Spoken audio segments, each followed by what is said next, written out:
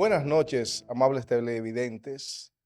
Una vez más, su programa Conversando con el CODIA, un programa educativo, un programa informativo, un programa de información, no solamente para los colegiados, sino para la sociedad en general. Tenemos el honor esta noche de tener junto a nosotros al ingeniero industrial, historiador, escritor y higüeyano Francisco Guerrero Castro, con quien vamos a tener una conversación sobre los orígenes de Higüey y su historia. Ingeniero, bienvenido. Muy buenas noches, ingeniero Iván Castro de Jesús y al público que nos observa. Gracias por su presencia. En esta ocasión quisiéramos conversar un poquito para que nuestra audiencia conozca cómo surge el Higüey europeo, porque el Higüey per se existía mucho antes de nosotros. Explíquenos un poquito Sí, sobre esto. la historia que conocemos, Ok. la que se narra a partir del descubrimiento hasta nuestros días, porque existen muy pocos datos, es la verdad, de lo que ocurrió aquí en la isla y los habitantes autóctonos de aquí, que eran los primeros como los indígenas. Fíjese, yo mismo en los años que tengo bregando con temas históricos, he quedado sorprendido porque Higüey tiene como pueblo una de las historias más grandes y fabulosas que tiene cualquier pueblo de Latinoamérica. Me explico. Nosotros comenzamos a hacer historia desde el primer viaje de Cristóbal Colón, cuando llegaron prácticamente por ahí hasta Miches y de ahí retornaron. Y quizás tuvieron oportunidad de ver, según lo cuenta Padre Las Casas, esta parte de la isla. Pero nosotros tenemos una principalía, porque por aquí comenzó la conquista y como tal fuimos sometidos. Hubo dos grandes sublevaciones en el Cacicazgo de Higüey, históricas, que llamaron la atención de Europa. Pero nos ocurre que quien escribió la historia de la isla o quienes la escribieron o se hicieron historiadores en asuntos de la isla no son de la región e importantizan poco esto que sucedió aquí. Y después de estas dos guerras, que hubo grande matanza de indios, nosotros fuimos fundados en el año 1508. Y Higüey no se encontraba en su situación actual, se encontraba en San Rafael del Yuma, en los alrededores de la casa de Juan Ponce de León. Lo que llamó Higüey el Viejo, ¿no? Higüey el Viejo, sí. Y teníamos algo que nos ayudaba mucho, y era que era Boca de Yuma, como se conoce actualmente hoy, era el puerto en donde atracaban todas las embarcaciones que venían de Europa, incluso antes de seguir hacia Santo Domingo, abastecerse de alimentos y de agua. A veces venían hambrientos. O ya en el caso, después de 1518, 19, cuando se descubre Perú y la gente comienza a emigrar, como lo hizo a Sudamérica y a México, venían a abastecerse aquí para entonces continuar el viaje hacia tierra firme. Ese que este era el puerto obligado. Exactamente. Nosotros sufrimos, como en la isla completa ocurrió, el asunto de la ruralización social. El fenómeno de la ruralización social es que, como resultado de las encomiendas, en donde a cada colono se le asignaba un grupo de indígenas para que fueran instruidos en la fe, también se le daban terrenos. Incluso hoy esos terrenos conservan su nombre, que Anamuya, que Abón, que Chabón, Zanate, eh, Bávaro, que ya existía cuando es un cacique llamado Bávaro, porque hay varias cosas que tenemos que aclarar y yo creo que perder el tiempo en eso, pero hay que decir. Muchos dicen que Bávaro fue porque vino un habitante de Bavaria y vivió ahí, eso no fue así.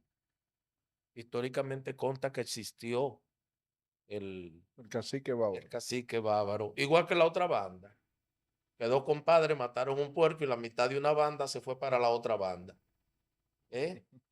Y la otra banda conta en los documentos históricos que fue porque cuando vinieron de Isla Canaria, el cabildo de aquí legisló que lo colocaran en la otra banda del río Duey, o sea, de aquel De lado. aquel lado. Y así se quedó la otra banda con su nombre. Pues luego de este fenómeno que se dio de la ruralización social que se dio en la isla completa, el poblado que había crecido alrededor de la casa de Juan Ponce de León, San Rafael del Yuma, comenzó a despoblarse por la misma partida de los colonos y por el poco interés que hubo, porque como no teníamos metales, los que se quedaron y no fueron detrás de metales hacia el Perú y México, se fueron a los campos. Como yo te dije, se formaron nuestros campos. Sí. Y entonces estaba el asunto de los ingenios. Había dos ingenios muy fuertes con la ventaja de que el río Quiabón, hoy Chabón, era navegable y era fácil transportar el producto terminado, el azúcar, hacia Santo Domingo. Sí, que el pelo del agua en esos ríos era bastante, no como ahora. El caudal, sí, claro. ¿Y, ¿Y cuál es la demostración de eso? Que todavía hay restos de la represa que existió en el Trapiche de Chabón, ¿verdad? Y entonces, ¿qué pasó? Que llegaron a confluir aquí en el Higüey actual que hoy conocemos, alrededor de la iglesia San Dionisio. Que ese lugar ahí, donde vivía Isabel de Iguanamá, era el cruce obligado de todo el mundo para partir hacia los diferentes sitios, porque entre Higüey y Boca de Yuma había muchos lagos y lagunas. Era un sitio no habitable.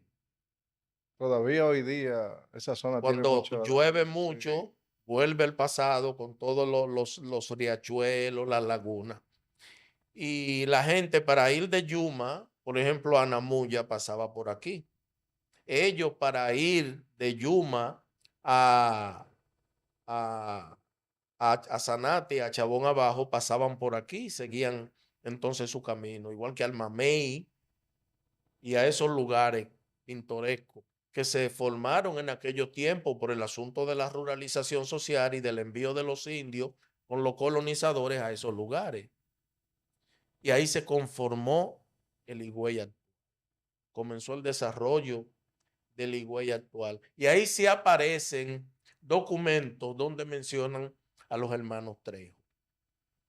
¿Quiénes son los hermanos Trejos? Porque tenemos una escuela y una avenida, pero ¿quiénes son los hermanos Trejos? Fueron encomenderos y vivieron en San Rafael del Yuma.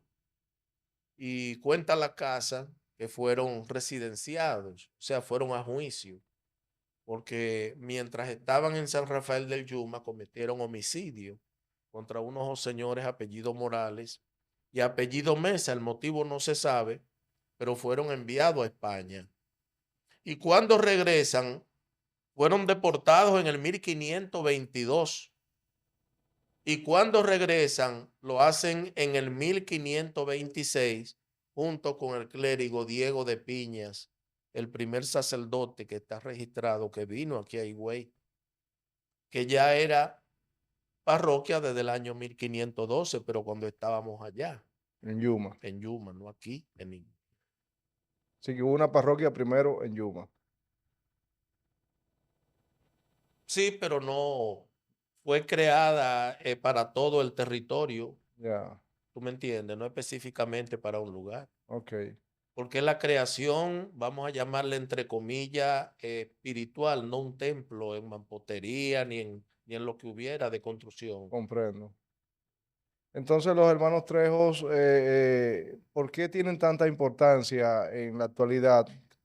¿Por qué tienen una calle? ¿Por qué tienen una escuela con su nombre? ¿Cuál es la...? Porque me acaba de decir que cometieron homicidio contra un ser humano. Sin embargo, ellos, hoy día su nombre prevalece. Me imagino que algo más sucedió después de esto. Higüey se ha sostenido en el tiempo por su iglesia, por los religiosos. por el Cierto, culto a Nuestra Señora de la Altagracia. cierto. Si no hubiese sido por el culto a Nuestra Señora de la Altagracia, Higüey hubiese desaparecido en la historia. Si esa iglesia que está ahí, hoy llamada San Dionisio, no hubiese sido construida, Higüey hubiese desaparecido y se vio prácticamente despoblado en 4 ocasiones en los tiempos de la colonia, que solamente quedaban ahí, según los censos, de 40 a 45 vecinos, ¿sabes? Oh, Y entonces, ¿qué pasa? Que la tradición que va asociada con la historia, sí, claro. tenemos que verlo de esa manera, dice que ellos fueron los que introdujeron a la isla el lienzo de Nuestra Señora de la Altagracia y con todo lo que se deriva de ello, incluyendo el culto a Nuestra Señora de la Altagracia. Entonces, pésele a quien le pese, es una parte importante Que la de historia está ahí, no se puede borrar. nuestra Y es la realidad. tradición como pueblo, Claro. ¿sabe? Y algo real la existencia del culto a Nuestra Señora de la Altagracia. Y fue beneficioso el culto a Nuestra Señora y lo es. Y fue beneficioso porque convertir personas eh, a una determinada creencia se necesitaba lamentablemente de que ellos vieran y tener a alguien a quien solicitar esos favores. Porque estábamos bregando con gente que lo que tenían de dioses era a semíes Sí, y a negros esclavos que nunca habían tenido contacto con el cristianismo, exceptuando a los que traían de España, que ya estaban cristianizados. Era una tarea muy grande, una labor muy grande. Y el culto a Nuestra Señora de la Altagracia sirvió para realizar esa función. ¿y cómo construyen la iglesia de San Dionisio? ¿En qué año se construye? ¿Qué la motiva a construir? ¿Y quién la construye? Porque tengo entendido que es una persona de cierta relevancia en la descendencia que tuvo. Sí, el quinto abuelo del libertador, Simón Bolívar, fue quien tuvo a cargo la construcción de la obra. Había una tarja en la iglesia San Dionisio que mencionaba esto y fue visita últimamente hace 5 o 6 años, que fue visitada por el embajador de Venezuela y quien hizo varias preguntas sobre la posible descendencia de Simón de Bolívar aquí en la ciudad de Higüey, pero el apellido no se conserva. Ok. Pero en el 1567 comenzó la obra porque el culto creció demasiado y se extendió a Cuba y a Puerto Rico en sus inicios. Y entonces venían en romería de Puerto Rico, aquí a Higüey, a conmemorar los 15 de agosto, día de la Asunción de la Virgen a los cielos, de María a los cielos. No el 21 de enero, porque el 21 de enero fue del año 1691 hacia acá. Posiblemente nos dé tiempo a hablar de eso. Ok. Pero era los 15 de agosto y venían en romería días antes aquí a la villa de Higüey. Y el culto creció de una manera extraordinaria y fue merecedor de que hiciéramos, además de que éramos un pueblo, de que se hiciese una iglesia con cierta importancia y la construcción para ser de aquel tiempo tenía cierta importancia. Por supuesto. Entonces eso comenzó, esa fábrica, en el año 1567 y terminó en el año 1572. Y en uno de los, hubo falta de dinero para terminar y se realizaron varias audiencias en Santo Domingo para solicitarle al rey que mandara el dinero que faltaba, que eran 2.000 maravedíes, para terminar la obra. Y entre los testigos que llevó Simón de Bolívar, el viejo, el quinto abuelo de Simón de Bolívar, el libertador de Venezuela, uno de los testigos, y es el primer testimonio histórico que se guarda del culto a Nuestra Señora de la Alta Gracia, dijo que para el año 1537 ya él conocía del culto. Entonces el culto no nace de la nada.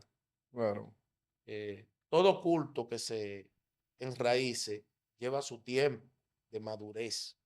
Entonces se supone que mucho antes de 1537, mucho antes, se instauró el culto a Nuestra Señora de la Altagracia. ¿Que cuál es la fecha precisa? Mucho hemos investigado y no las hemos encontrado. Por escrito no. Pero por los testimonios, por la tradición oral que hay de que los hermanos Trejo fueron los que trajeron el punto, yo la pondría por el 1522, La llegada. la llegada del lienzo. Aquí ya, aquí,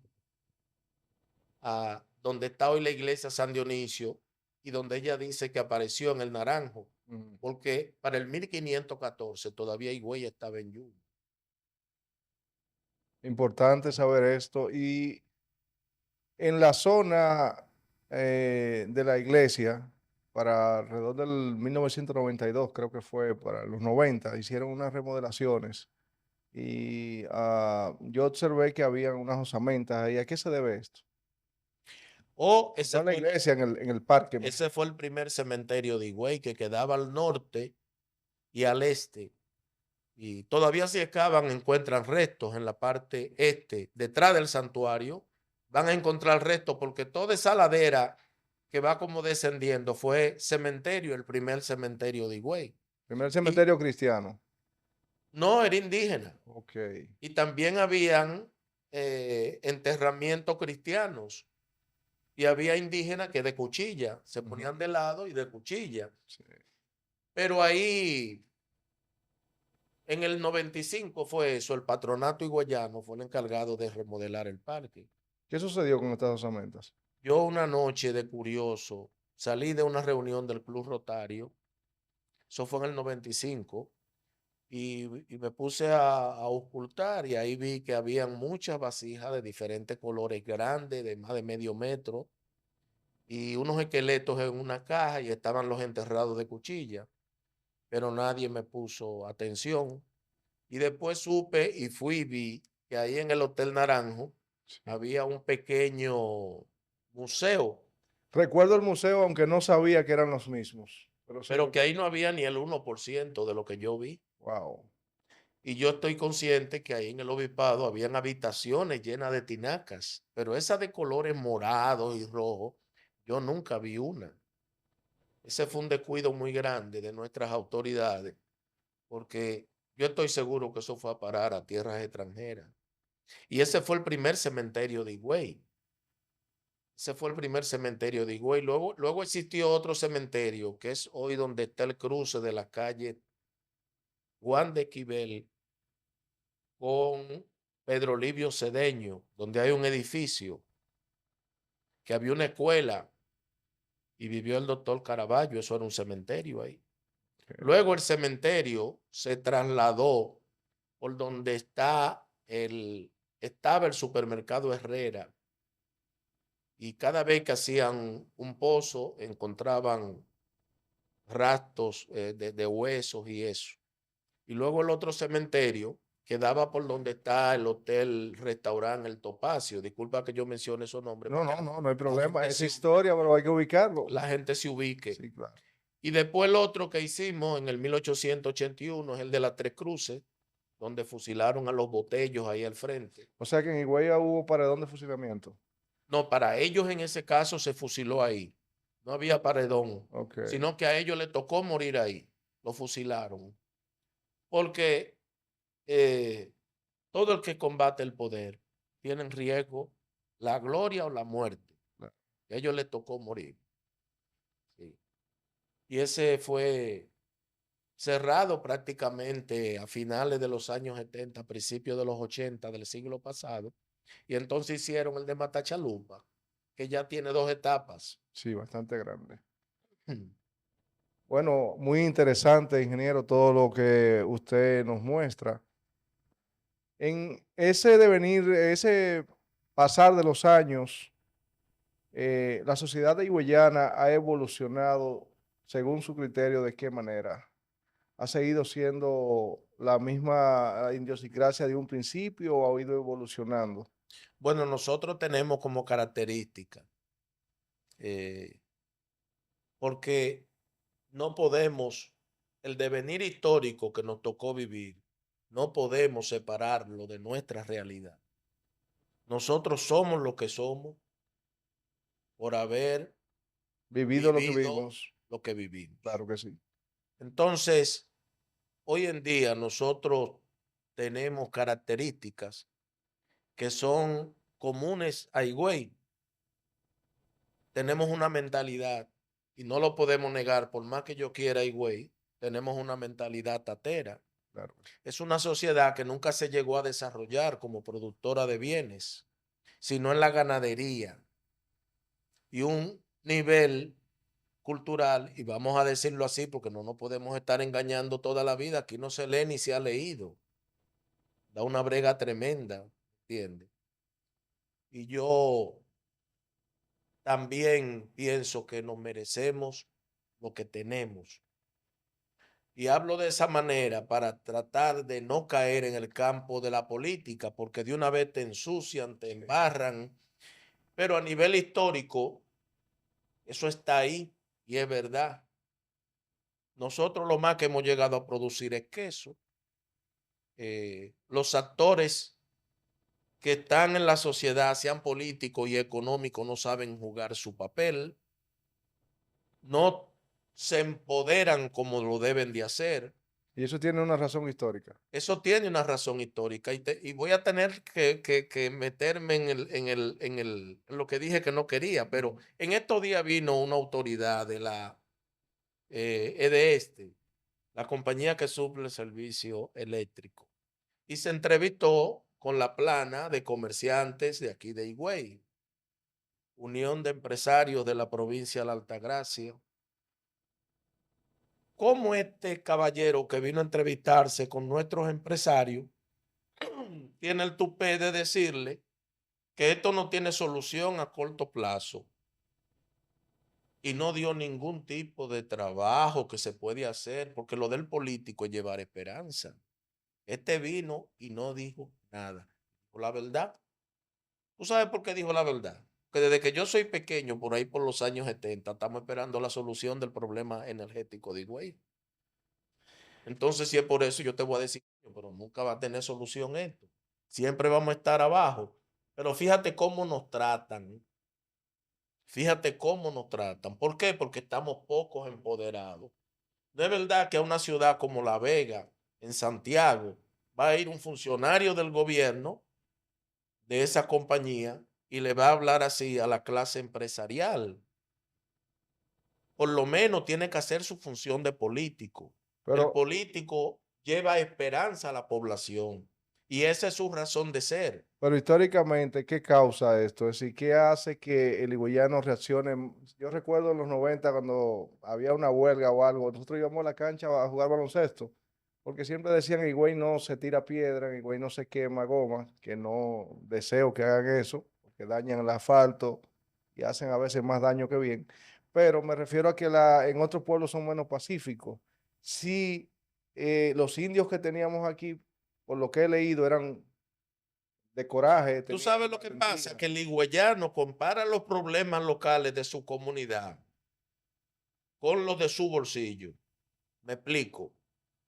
Estuve leyendo un amigo que publicó que él se enteró que resolver el problema de Higüey lleva 2.000 millones de pesos.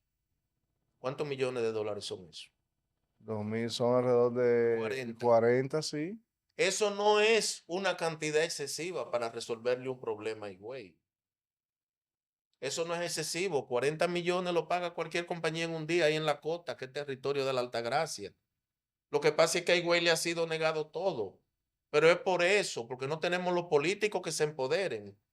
Mira con este problema de la energía, ¿dónde está el senador? ¿Dónde están los diputados? Pero En- espéralo dentro de un año buscando votos. Por eso era que no quería entrar en el asunto de la no, política. no vamos a entrar mucho, ingeniero, Pero está que bien. tenemos, entonces, para yo decirte la verdad, lamentablemente Debe tengo que tocar algunos entrar, temas, sí. tocar ese tema, porque no nos empoderamos. ¿Tú me entiendes? Mira el Cancito antes, una ciudad como Higüey, que estamos faltando caminos vecinales, que estamos faltando, dejen eso ya ese can de caminos vecinales, eso te Dios que hicieron, la cuestión del mamey, una chulería. Sí, Y uno tremenda. respira un poquito, tú me Y entiendes. ahora que usted menciona los caminos, me gustaría saber, porque voy a hacer preguntas respecto a lo que he escuchado que se dice, pero con la idea de que usted arroje luz con respecto a la historia. La carretera que conduce a Boca de Yuma, o a Yuma, mejor dicho, de Higüey a Yuma, tiene ciertas curvas a veces irrisorias. Y he escuchado que esto se debe a que era el camino de los indios y que llevaba ese mismo No, trillo. no, ¿Y por qué tiene esas curvas tan, sobre todo no. por ahí, por un negocio que hay Quizás después? lo hacían por la composición del terreno, porque el terreno no es muy firme. Ah, pero no es cierto que Por ese era la el capa camino de los vegetal, indios. ese no era el camino. El camino de Yuma salía. Tú ves la puerta San Dionisio, que está por el Pozo de la Virgen. Sí, Tú salías por ahí y no estaba en esa calle, después que tú cruzas la Casa Curiar sí, al llegar a la y el 27, asilo, al llegar a la 27, ahí seguían. continuaba la calle Ok, que iba hacia Yuma. Si no, tú te podías ir también por donde estaba el colegio del Netina, girar a la izquierda y empalmar con ese camino. Pero quería mencionarte que había una callecita ahí y la gente arrancaba por ahí. Y claro que es paralelo el camino antiguo al actual, pero era mucho más hacia la izquierda de aquí hacia allá. hacia el Y, este. y siempre como rondando el río Duey, que antes no desaparecía. Ahora por parte desaparece el río. Sí, Bueno, no se ve aquí en Higüey gran fluido de agua. Ahora cuando cae aquí, en esta capa calcárea que tenemos y esta piedra caliza que tenemos, el río desaparece en varios tramos. sí. Bueno, interesantes informaciones. Nos gustaría también saber, porque tengo entendido en su libro usted habla de la origen de las familias aquí. Usted tiene mucha historia de cómo llegaron las primeras familias, quiénes son las primeras familias. Y también tengo entendido que usted tiene una vasta investigación sobre la genealogía de los higüeyanos. ¿Cuáles son los orígenes más comunes en Higüey? ¿Cuáles son las, si así decirlo, las razas o las zonas de otras latitudes que más conforman la genealogía de Higüey? Mira, con relación a los censos, se guardan los nombres que había eran muchos, porque aquí Higüey llegaba hasta Jaina. Lo que te dije, depende quién escriba la historia, pero tú nunca has oído decir que Santo Domingo pertenece a Higüey. Sin embargo, tú vas para el Cibao y te preguntan, pero tú vas para el Cibao, pero para La Vega, para San Francisco, para Santiago, Puerto Plata. Sí, porque es muy grande. Pero Higüey igual. Higüey llega hasta el otro lado del río Jaime. Santo Domingo está dentro de Higüey.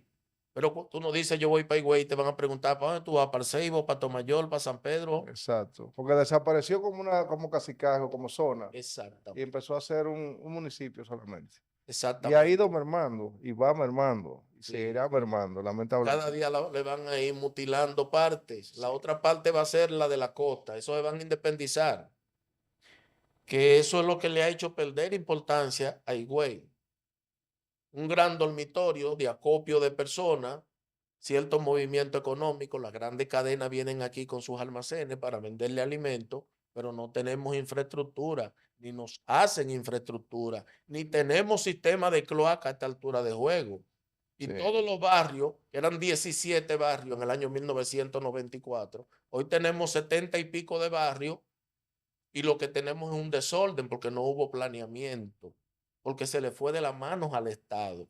Eso no era cuestión de las autoridades del municipio. Eso tenía que preverlo el Estado dominicano. Y respecto a esos mismos barrios que existían, ¿qué historia tenemos de nuestros barrios que podamos resumir en el programa? Que usted nos pueda decir cómo empezaron, cuáles fueron los primeros, cuál fue el... Cuando yo era pequeño, Sí, para no irme lejos, el más reciente era Nazaret.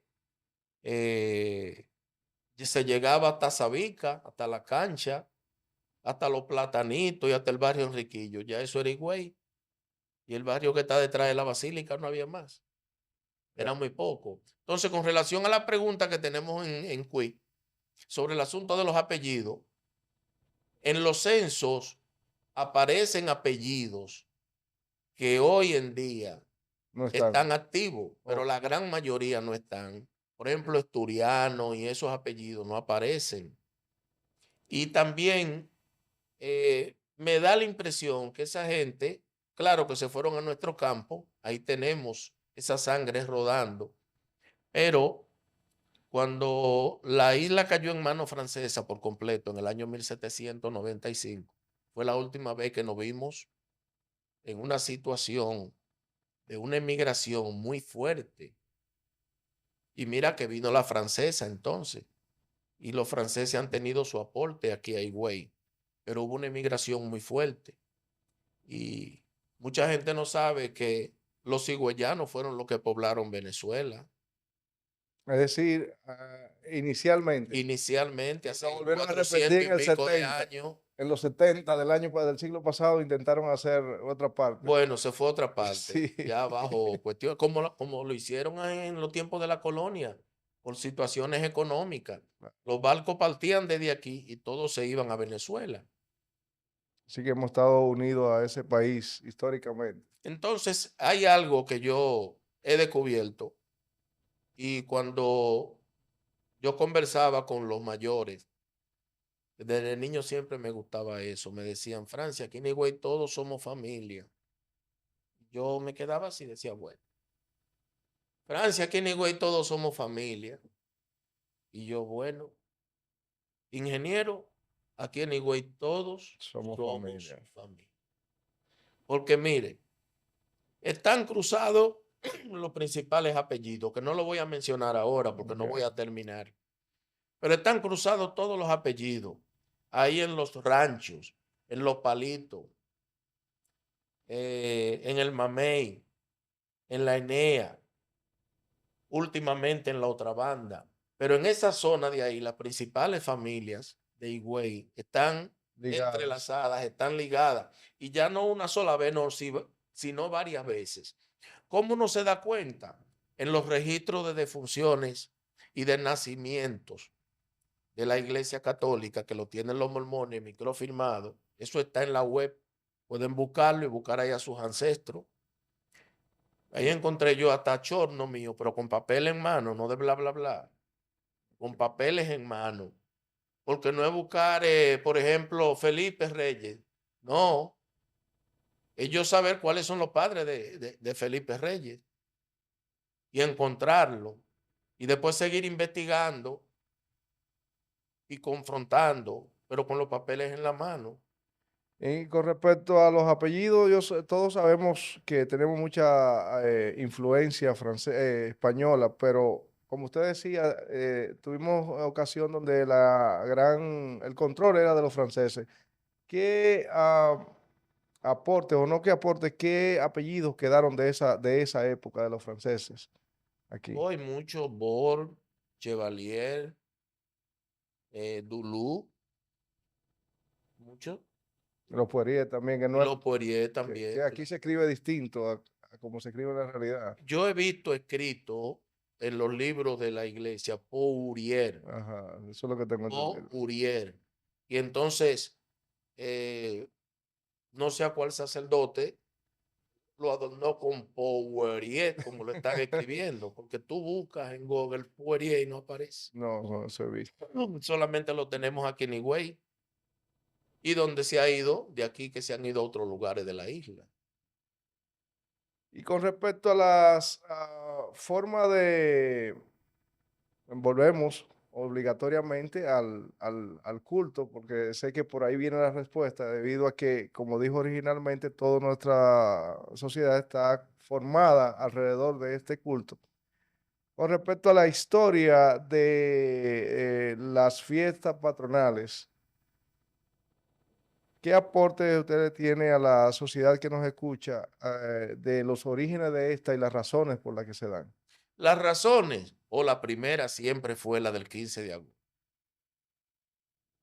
la Asunción de María a los cielos. Y esa se estuvo conmemorando desde los tiempos de la colonia hasta el día de hoy. Vamos a ponerlo así, hasta el día de hoy, porque cuando la invasión francesa, perdón, mientras estuvieron los haitianos aquí, las manifestaciones religiosas fueron prohibidas, ¿entiendes?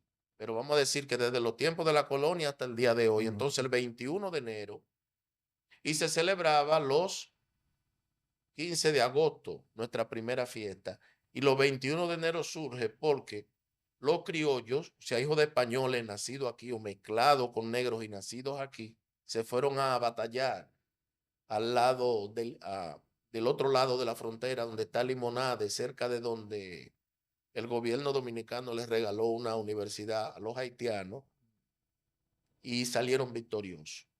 Pero antes de ellos salir, la mayoría del grueso que conformaban las huestes batalladoras eran del Ceibo y de Higüey. Y ellos se encomendaron antes de salir A la a Virgen. la Virgen y salieron victoriosos. Y cuando vinieron, prometieron entonces eh, hacerle honor un día de acción de gracia. Entonces, los días 21, todos los años, y esa tradición se ha mantenido. Y venían personas siempre de fuera para esa fecha y se quedaron las dos fechas. Se quedaron las dos fechas. 21, 14 y 15. Porque el Sí, 14, el 14 también, porque era Día del Habitante, ok. antes del día de la Asunción de María a los Cielos. Pero hay un detallito ahí, que aquí se corría a caballo, era en enero. La actividad estuvo interrumpida 100 años, desde 1822 que llegaron los haitianos, hasta el 1922, el día de la La coronación coronación. de la Virgen, que la pusieron en práctica otra vez. Entonces no la pusieron los 21 de enero, sino los 14 de agosto. Montar caballo. Usted ha mencionado en dos ocasiones la invasión haitiana. Yo no tengo memoria de ninguna acción o ningún hecho de esta época de la invasión, que fueron unos 22 años, en Higüey, que recoge la historia de importancia que sucedió durante estos 22 años en Higüey. ¿Cómo la sociedad higüeyana vivió la invasión haitiana? Hubo dos familias que se opusieron férreamente a los haitianos aquí en Higüey. Fueron los Garridos y los Rijos. Ofrendaron su vida, cayeron presos, perdieron propiedades enfrentando a los haitianos. Ahora, ¿qué tuvo de bueno ninguna invasión tiene nada de bueno, pero positivo Ok, fue la eliminación de la esclavitud, la prohibición de actos de grandes extensiones, o sea que había que distribuirlo mejor, y dañino, muy dañino fue que se le prohibió al pueblo, aunque se siguieron oficiando los servicios religiosos, pero por ejemplo no se hacían procesiones, nada de eso. Cerraron las universidades, en Higüey no había universidades.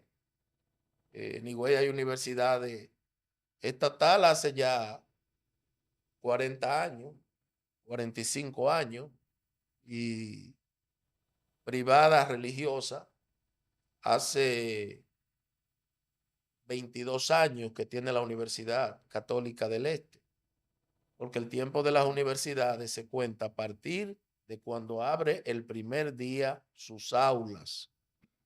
Y la UCADE abrió sus aulas en el 2021. Por lo tanto, a partir de esa fecha es que se le comienzan a contar los años a una institución religiosa, tenga permiso o no, porque era que funcionaba como tal. ok.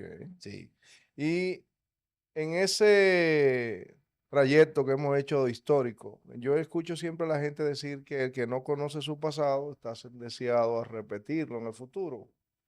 Conociendo un poquito de lo que hemos visto, ¿hacia dónde entiende usted que se encamina la sociedad higüeyana y la historia de Higüey en los aspectos de desarrollo, los aspectos sociales, culturales? Si nos ubicamos ahora de una manera u otra en el 1970, dime qué ha cambiado. Si nos ubicamos en el 1980 a la fecha, año 2023, ¿qué ha cambiado? La casita de Cana es lo único que ha cambiado. Que por ahí por el 1990 comenzaron a desaparecer todas las casitas de Cana. Hay que Pero agradecerle mucho a los huracanes por eso. a nivel de infraestructura, a Higüey no se le ha hecho nada. Higüey necesita todo lo que tiene una sociedad en crecimiento, que es una avenida circunvalación. No la han hecho. Pero lo más sencillo, y yo lo mencioné ahorita, es que no tenemos un sistema de agua Sanitario. residuales, sanitarias, no tenemos cloaca. ¿Me entiendes? Se invirtió más dinero haciendo un acueducto que el caso este que hubo en la justicia. Se invirtieron 95 millones de dólares en un acueducto y el acueducto no sirvió y no hay régimen de consecuencia. ¿Por qué? Por la misma actitud de los políticos que tenemos aquí, que no se empantalonan, porque quieren estar con el pueblo para que vote por ellos allantándolo, pero quieren estar subidos en el sistema cómodamente, cómodamente, ¿me entiendes? Y tiene que llegar una persona entonces que ponga a las autoridades a pensar, que lo enfrente. Históricamente esos cambios sociales con gobiernos que han tenido la mano dura me lleva a una pregunta. En el caso de la era de Trujillo, ¿qué aspectos arquitectónicos, sociales, culturales existen de esa época y qué fue positivo para la sociedad de higüeyana y qué fue Es negativo? que no podemos comparar al Higüey de los años 50 y 60 con el Higüey del año 2023 después de la expansión del No, turismo. eso lo entiendo. Higüey lo que tenía era 8,000 habitantes, Pero sí, esa parte lo entiendo. ¿sabes? La pregunta a lo que me refiero es, según usted va hablando, se me van ocurriendo las preguntas de las épocas que ha vivido el país, pero que solemos no escuchar qué pasó en la época de Trujillo, por ejemplo, aquí en Higüey. ¿Qué cosas son memorables? ¿Qué cosas? Porque aquí, por lo Yo me visto, río porque tengo que decir algo que mucha gente no quiere escuchar. he visto muchos héroes Oye, el que no lo único que mencionan. hizo así y construyó edificios para la justicia, para la gobernación, un ayuntamiento, oficina para la recaudación y palacio de la policía fue Trujillo. Ninguno ha hecho más nada. Es decir, Entonces tú es dices, decir que el cuartel de aquí de la policía es de la época de Trujillo. sí, por ahí anda. Es decir, se construyó junto cuando se inició la iglesia. Sí, sí, sí. Y entonces, ¿qué pasa? Tú dices eso y dices, mira, hablando de Trujillo, no, pero es la verdad. ¿Y No, qué han hecho? porque Pero dime tú, búscame, ven, Balaguer, el mismo Balaguer, bueno, a faltar. El mismo PRD a faltar, pero después no hay otra obra. Ahora, lo último que hicieron hace 2 o 3 años fue arreglar las aceras. ¿Y tú sabes lo que hicieron? Que subieron las aceras de una manera tal que cuando llueve en el mercado se introduce el agua a todos los negocios. Y las casas de familia se le mete el agua para adentro. Eso no se hace. Y nadie vio eso ni nadie supervisó. Para eso no había ojo. ¿Tú me entiendes? Así no. bueno, es interesante conversar con el ingeniero sobre todos los datos que tiene. Ingeniero, unas últimas palabras para la audiencia sobre la importancia de la historia y estudiar, porque veo que los jóvenes cada vez menos deciden transitar por el camino de la educación. Parece Eso, que hay eso, una eso, cultura. eso se ha dicho siempre, que el pueblo que no conoce su historia está proclive a repetirla. Y yo creo que por eso que aquí vivimos repitiendo.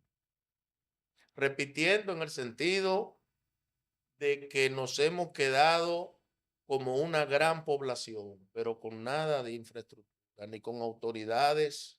Excúsame, eh, excúseme, ingeniero, que tome su programa para esto, pero vamos a decir la verdad.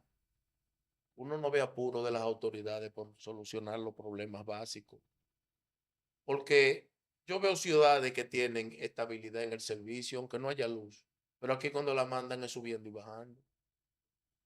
Entonces, ¿qué es lo que faltan? Transformadores. Eso no puede ser a largo plazo. Eso tiene que ser inmediatamente por la pérdida que está sufriendo la población.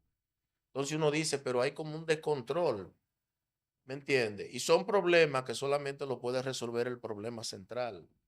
Pero tiene que ser también que un diputado llame a su gobernante y le diga, mire, esto está jodón aquí en Higüey, ¿eh? Yo creo Porque, mucho en la falta de educación del pueblo. El pueblo entiende que para empoderarse tiene que ser agresivamente. A veces un grupo de personas se reúnen y pueden hablar con su senador, con su diputado, con su síndico, sin necesidad de la agresividad y hacer la cultura, porque veo que en otros países se logra eso, mandando cartas, haciendo no, ese solicitudes. debe de ser el proceso. Yo nunca dije que debe No, de ser no, estoy de acuerdo, no estoy diciendo que usted lo ha dicho, agresivamente, pero porque siempre que hay desórdenes, quien pierde es la sí, población. por eso lo que me refiero es que en cuanto a eso, creo que históricamente hemos tenido un problema de educación grave que ha ido al declive, ha ido empeorando. Pero oye lo que te voy a decir. Para eso están los diputados que son los representantes de la población. Que Abinader en Santo Domingo no se va a dar cuenta Tienen que ir los funcionarios elegidos por el pueblo a decirle, señor presidente, ayúdenos con esto. Tienen que ir donde el presidente Abinader. Eh, ¿Tú me entiendes? Ellos son los que tienen que informar, pero es que ni siquiera yo creo que eso hacen. una situación que se ha repetido en todos los gobiernos. Por eso a mí me gusta hablar del Estado y no de gobiernos. Ingeniero, gracias por su tiempo. Gracias por dedicarnos un poquito de sus conocimientos sobre la historia de nuestro querido Terruño. Eh, yo amo sus libros porque encuentro en ellos, no sé, esos datos que veo que muchas veces no se mencionan. Veo que aquí hay héroes de todas las guerras que no se mencionan en la historia. No, Y entonces usted es una persona que nos ayuda a poder recordar a pero aquellas mira tú que personas. mencionas eso y no es por desconocimiento que lo hacen. Porque alguien me pidió un listado de héroes higüeyanos de la restauración. Aquí hay una plaza de la restauración y no hay un solo higüeyano ahí. Y hubieron higüeyanos en la restauración. 50 y pico, recoge la historia. Sin embargo, conservamos el nombre de Verón, que era un señor francés, Exacto, y no hay uno, Messier de Verón, ¿no? exacto. Señores, hemos estado conversando con el ingeniero Francisco Guerrero Castro, historiador, escritor y munícipe de nuestro querido Higüey, con quien hemos hecho un recorrido a través de los distintas épocas que conforman la historia, la bella historia de nuestro querido Higüey. Por donde sale el sol, que es lo que significa Higüey, tiene una rica historia y no podemos dejar que muera. Tenemos que hacer, y por eso agradezco los esfuerzos que hace el ingeniero, de mantener viva la historia de nuestro país. Tenemos que despedirnos, no sin antes recordarles que aquí tenemos en el Código de Delegación Higüey, tenemos dos salones modernos para hacer conferencias, reuniones de negocios, actividades. Tenemos en el tercer nivel otro salón de actividades excelente para pequeñas actividades como cumpleaños, fiestas, reuniones y bodas. Pero si usted es de lo que le gusta hacerlo a lo grande, tenemos en nuestra casa club en Los Palitos todas las áreas que usted necesita para unas fotos espectaculares, para que su boda, su reunión familiar, eh, la actividad que usted desea hacer quede espectacular. Para ello solamente tiene que llamar a la 809-554-1713 y las chicas le van a estar dando informaciones y precios inigualables. Para el CODIA Delegación La Altagracia, ha sido un placer, por lo tanto, conversando con el CODIA se despide. Hasta la próxima.